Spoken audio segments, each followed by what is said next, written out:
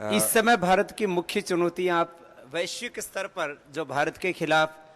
जो वो लोग आगे 50, 100, 500 सालों का सोच के करते हैं ना, वो तो सारे काम कि धीरे धीरे हम 10 साल में यहाँ पहुँचेंगे, 20 साल में यहाँ, 25 साल में यहाँ, 50 साल में यहाँ। वो लोग आने वाले 10, 20 साल नहीं, आने वाले 50 साल, 500 सालों की योजना बना करके काम करते हैं। आने वाले 50 सालों के बारे में बैठ करके सोचो, तब जा करके हम हिंदुस्तान को बचा पाएंगे। और हम सब मिलकर के यदि नहीं सोचेंगे तो आने वाले उनके 50 सालों की क्या योजना है, जरा थोड़ा सा इसके बारे में। 500 साल की नहीं बात कर रहा, 50 सालों के बारे में दुनिया की जो अलग अलग ताकतें हैं वो भारत को कैसे तोड़ने के बारे में सोचते हैं, जरा दो इसके 5-7 कुछ। तो ये जो है उनके जो इरादे हैं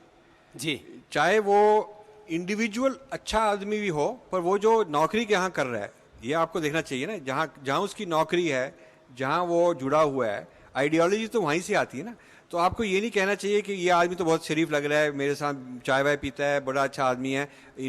वो इंडिविजुअल की तरह अच्छा भी हो सकता है, ये नहीं कि उसके इरादे बुरे हैं, पर वो उसकी आइडियोलॉजी के मुताबिक जो कर रहा है वो ठीक कर रहा है। वो ये नहीं कि उसको ये नहीं फील होता कि मैं गलत काम कर रहा हूँ, उसको ये फील होता है मैं जो कर रहा हूँ मैं ठीक काम ही कर रहा हूँ, तभी तो वो आराम से कर सकता, 50 साल तक ये भी कर ही जा सकता, क्योंकि उसको ये वो कन्विंस्ड है, यकीन है उसको कि मैं ये ठीक ही काम कर रहा हूँ। तो फिर आपको इंडिविजुअल के पीछे और क्या है, उनकी इंस्टीट्यूशन क्या है, उनकी ऑर्गेनाइजेशन क्या है, उनकी क्या विचार है, स्ट्रैटेजीज है, वो देखनी पड़ेंगी। ये नहीं कि सिर्फ ये इंडिविजुअल क्या कह रहा है, ठीक है ना।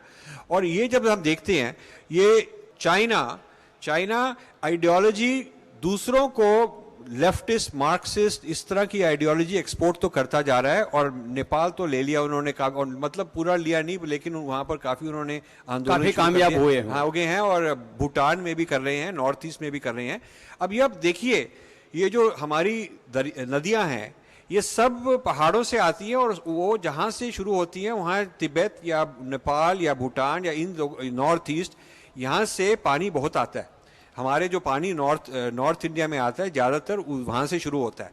अब जो गंगा है, गंगोत्री से तो ठीक है, लेकिन वो छोटी नदी है, तब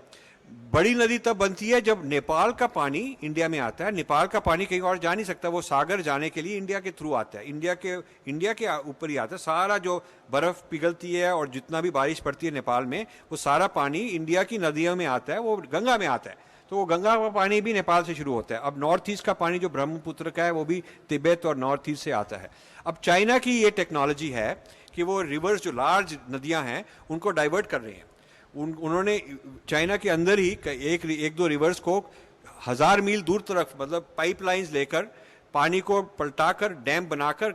दूर ले जा रहे हैं। अब चाइना की आबादी बहुत है, उनको डेजर्ट भी बहुत है, उनको पानी की बहुत ज़रूरत है, उनको ऑयल की ज़रूरत है, उनके पानी की भी बहुत ज़रूरत है। इंडिया से वो ऑयल तो नहीं ले सकते, पर इंडिया से पानी ले सकते हैं। तो इसलिए वो जो बॉर्डर एरियाज़ हैं उनके लिए, उनकी स्ट्रैटेजी के लिए ये दूरदर्शी स्ट्रैटेजी के लिए बहुत ज़रूरी काम है। और हमने इसको इस तरह से नहीं समझा, हमने ये इस तरह से नहीं समझा कि ये जो लड़ाई है, ये जो बॉर्डर डिस्प्यूट है, ये पानी के बारे में है, ये कोई ऐसे थोड़ी मोटी ज़मीन की बात नहीं है, ये तो बहुत ही बड़ी बात है, और इस तरह हमको समझना चाहिए। और ये जो मुगलस्तान प्रोजेक्ट है जो हम कह रहे हैं, ये जो लफ्ज़ है मुगलस्तान, ये लफ्ज़ को काफ़ी इस्तेमाल किया जाता है इंडिया के बाहर इस्तेमाल किया जाता है। और ये जो तालिबान ने, मुल्ला अमर ने कहा था कि मेरा गोल ये है, मेरा ये प्लान है कि दिल्ली के रेड फोर्ट के ऊपर काला झंडा तालिबान का लगाना, ये मेरा काम है, ये उसने कह चुका है, स्टेटमेंट दे चुका है। और जो ये वेस्टर्न सेक्युलरिस्ट इंडियन भी उनमें मिले हुए हैं, इंडियन की एजुकेशन भी उसी तरह की हो चुकी है, ये जो मिले हुए हैं इनको भी भारत से कुछ ही, उनको भारत के से प्यार इसीलिए है कि भारत से हम पैसा बना सकते हैं, भारत से हम धन निकाल सकते हैं, भारत से हम कोई चीज़ प्राइवेटाइज करके उसमें से पैसा निकाल कर बेच सकते हैं फॉरेन कंपनी को। तो भारत को, भारतीय संस्कृति के साथ उनको प्रेम नहीं है, उनको तो प्रेम सिर्फ ये है कि हमारी अपॉर्चुनिटी क्या है। अब जिसको हम इकोनॉमी कहते हैं, हम जिसको कहते हैं सेंसेक्स इकोनॉमी, ये हमने टर्म यूज़ किया सेंसेक्स इकोनॉमी। ये जो सेंसेक्स इकोनॉमी है, वो जो पहले कई लोग, 1000 लोग ठेले वाले बेचते थे, 1000 फैमिलीज, वो अलग अलग इंडिपेंडेंट ओन्ड थे, हर एक अपना अपनी ओनर था,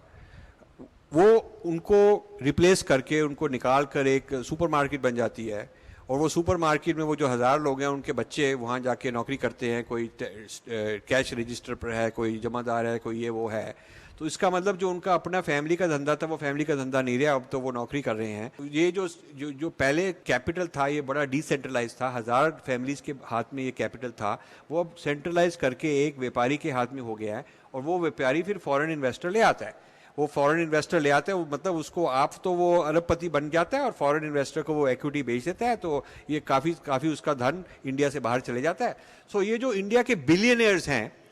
जिसको हम बहुत सेलिब्रेट करते हैं, बहुत रिस्पेक्ट देते हैं, आदर देते हैं, ठीक है उन्होंने मेहनत की है, पैसा बनाया, ठीक बात है, लेकिन उनका जो एक पैर इंडिया में एक पैर बाहर है, उनकी जो लॉयल्टी है वो यहाँ परमानेंट हर एक केस में नहीं है, कई केसेस में तो डिवाइडेड है, थोड़ी यहाँ है थोड़ी वहाँ है, हर एक सब लोग ऐसे बुरे नहीं हैं पर कई तो हैं। और जो इकोनॉमी जो हमारी डिसेंट्रलाइज रही है, फार्मिंग डिसेंट्रलाइज रही है, किस तरह कितने किसान, कितने ड्राइवर, कितने लोग ठेले वाले हैं, कितने लोग जो स्ट्रीट में वेंडर्स हैं क्या काम कर रहे हैं, इनको रिप्लेस करके जिसको हम कह रहे हैं ऑर्गेनाइज्ड इकोनॉमी, ऑर्गेनाइज्ड इकोनॉमी जो है वो एक तरह जो डिसेंट्रलाइज्ड इकोनॉमी है उसका नाश कर रही है। तो ये जो ऑर्गेनाइज्ड इकोनॉमी है ये तो बढ़ रही है, सेंसेक्स में जो लोग बहुत पैसा कमा रहे हैं वो तो ठीक है, पर किसको रिप्लेस कर रहे हैं? उन लोगों में अनएम्प्लॉयमेंट जा रही है, फार्मर्स में अनएम्प्लॉयमेंट जा रही है, फार्मर्स में सुइसाइड बढ़ रही है, क्योंकि ये जो सेंसेक्स इकोनॉमी है ये 1, 2, 3, 4% के लोगों के लिए, या मे बी 5% जो इंडिया के लोग हैं वो इसमें बहुत धन बना रहे हैं, बहुत उनको फ़ायदा हो रहा है, बाकी जो 80-90% है उनको फ़ायदा इसमें से नहीं हो रहा। सो ये जो लेकिन ये जो थिंकिंग है ये बाहर के विदेशी जो मल्टीनेशनल्स के साथ जुड़ी हुई है, ये अलग है ही नहीं बिल्कुल। और ये जो हमारी सरकार है ये भी इसमें इन्वॉल्व है, सरकार भी इसी चीज़ में इन्वॉल्व है, वो भी इनकरेज कर रही है। अब देखिए सेंसेक्स के जो सारे कंपनीज हैं मिलकर 25% से ज़्यादा इक्विटी फॉरेन इन्वेस्टमेंट है। इसका मतलब फॉरेन इन्वेस्टमेंट इतनी ज़्यादा बढ़ गई, पहले थी 5%, फिर होगी 10%, फिर होगी 20%, अब 25 से ज़्यादा हो चुकी है। इसका मतलब हर साल हम क्योंकि हमारी शॉर्टेज है, हमारे पास पैसा नहीं है, हम इंपोर्ट कर ही जा रहे हैं, तो कहाँ से लाएंगे पैसा, तो इसलिए हम बेची जा रहे हैं, माइंस बेची जा रहे हैं, जो कुछ धन है, जो भी हमारी ये तो एक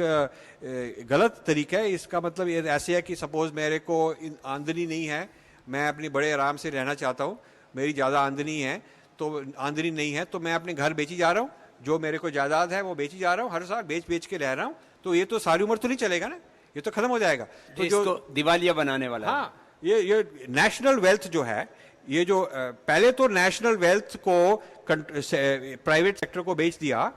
कि आप ले लीजिए, तो फिर वो जो प्राइवेट सेक्टर है वो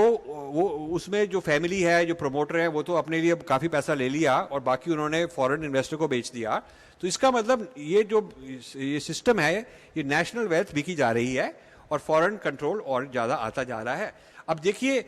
अंग्रेज भी तो पहले कंपनी की तरह आए, ईस्ट इंडिया कंपनी तो मल्टीनेशनल थी, वो